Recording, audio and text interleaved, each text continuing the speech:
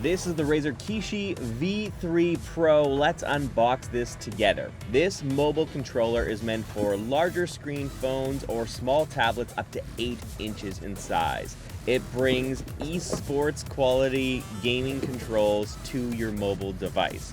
This little insert shows you what rubber stoppers you need to put on depending on whether you're using a small tablet or a phone inside of here, so it has a firm grip on your device.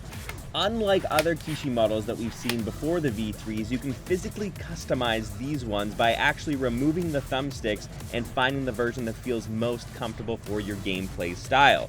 I've used a lot of different mobile controllers over the last 2.5 years, and one thing that separates Razer's is the software experience. You're looking at the Razer Nexus software, which collects your games from a variety of sources and platforms and organizes them really nicely on your device. This is probably my weirdest shaped phone, by the way. It's the OnePlus 13R, and as you can see, it fits securely because I used the right size rubber spacers for the type of device I was using. If you're using a tablet versus a phone, you use different size spacers so that you have a secure grip on the device.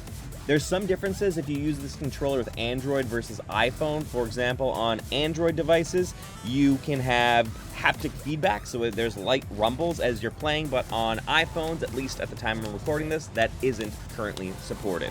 For a deeper dive on all three models and a comparison between them, make sure to check out that video on my YouTube channel.